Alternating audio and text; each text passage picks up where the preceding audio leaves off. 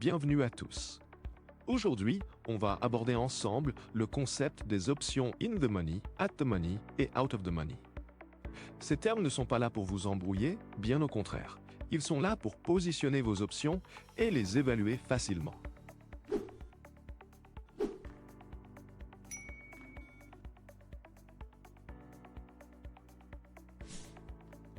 Comme d'habitude, l'ensemble des concepts abordés dans cette vidéo sont disponibles sur sigma7.com, les liens se trouvent en description.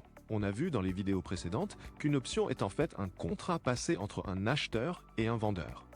Avec une option, vous avez le droit d'acheter ou de vendre un actif sous-jacent à un prix prédéfini. Ce prix est le prix d'exercice ou strike. Ce petit rappel est important, car pour définir si une option est dans la monnaie ou hors de la monnaie, on va s'appuyer sur son prix d'exercice. Ne vous inquiétez pas, tout va devenir clair en quelques minutes. On va aborder dans un premier temps le concept des options dites ATM, at the money. Une option est dite ATM lorsque le prix d'exercice de celle-ci est quasiment identique au cours actuel de l'actif sous-jacent. Dans notre exemple, le marché du S&P 500 s'échange aujourd'hui à 6040,53.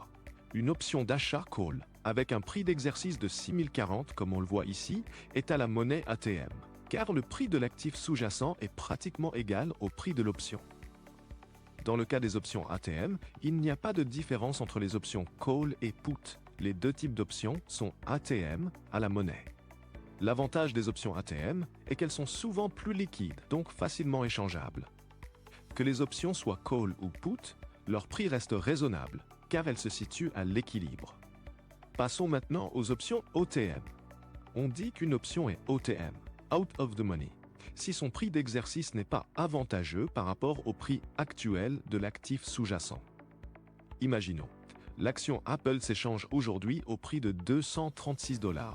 Dans ce cas, toutes les options d'achat, avec un prix d'exercice supérieur à 236 $, sont hors de la monnaie.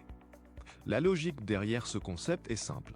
Souvenez-vous qu'une option call vous donne le droit d'acheter, dans notre cas, l'action Apple à un prix déterminé par le prix d'exercice. Mais pourquoi payer une option qui vous donne le droit d'acheter Apple à, par exemple, 255 $, alors que le prix du marché de l'action est de 236 $? Autant l'acheter directement sur le marché. La même logique s'applique, mais à la vente. Toutes les options qui ont un prix d'exercice inférieur à 236 $ sont hors de la monnaie. À quoi bon acheter une option qui vous permet de vendre l'action Apple à 215 $, alors que vous pouvez la vendre directement à 236 $? Suivant ce raisonnement, pourquoi acheter des options OTM? Vous allez voir, c'est assez simple. Les options hors de la monnaie, OTM, sont généralement moins chères, car elles ne possèdent pas de valeur intrinsèque. Leur prix est composé uniquement de la valeur temps, mais cela tant que le prix de l'actif sous-jacent les maintient hors de la monnaie. Si le marché évolue dans votre direction, les options hors de la monnaie vont passer progressivement ATM, puis potentiellement ITM, ce qui va vous offrir un gros retour sur investissement. A l'inverse, le risque avec les options OTM, c'est qu'elles peuvent expirer sans valeur si l'actif sous-jacent n'évolue pas en votre faveur. Dans ce cas, vous perdez la prime engagée pour acquérir l'option. Cette même prime sera retenue par le vendeur de l'option. Passons maintenant aux options ITM. Une option est ETM, in the money, lorsque son prix d'exercice est déjà favorable par rapport au prix actuel de l'actif sous-jacent. Imaginons que notre sous-jacent, qui est la société Apple, cote actuellement à 236 $. Vous repérez une option call avec un prix d'exercice de 210 $. Cette option a un prix inférieur au prix du sous-jacent, est dite dans la monnaie ou ETM, car elle possède une valeur intrinsèque et temps qui vous permet d'acheter l'action Apple à 210 $. Avec les options put, le concept est inversé. Les options sont des produits qui vous permettent de vendre le sous-jacent. Une option de vente avec un prix d'exercice supérieur à 236 $ est également ITM. En fonction de l'éloignement du prix d'exercice de vos options par rapport au prix du sous-jacent, vos options possèdent plus ou moins de valeur intrinsèque et extrinsèque. La valeur extrinsèque étant une donnée hypothétique composée de la variable temps et de la volatilité. Ces notions feront l'objet d'une prochaine vidéo où nous aborderons en détail les concepts de valeur temps intrinsèque et extrinsèque. En attendant, je vous ai déjà mis en description différents articles traitant de ce sujet. Vous pouvez également les retrouver sur sigma7.com. Le principal avantage des options dans la monnaie est que celles-ci conservent une valeur intrinsèque tant qu'elles restent dans la monnaie. En fonction de leur éloignement par rapport au prix du sous-jacent, ces options conservent une partie de leur valeur, même si le marché venait à évoluer contre vous. De plus, une option ITM est moins sensible aux variations de prix, ce qui lui confère une certaine stabilité. À l'inverse, leur coût est plus élevé, car vous payez déjà une part de leur valeur intrinsèque, qui est plus ou moins forte en fonction du positionnement de l'option par rapport au prix du sous-jacent.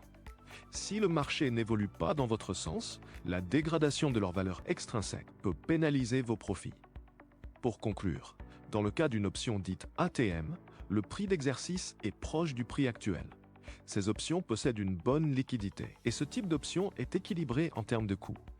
Les options OTM sont moins chères. Leur valeur est extrinsèque car leur prix repose uniquement sur l'espoir qu'elles deviennent ITM.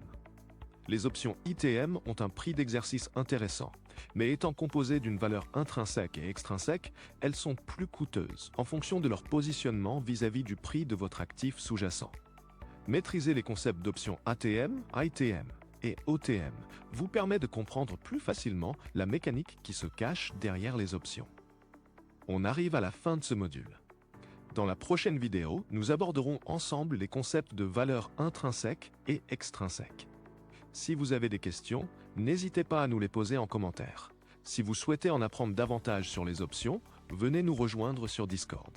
Enfin, si cette vidéo vous a plu, n'oubliez pas de la liker et de vous abonner pour soutenir notre travail. À très bientôt.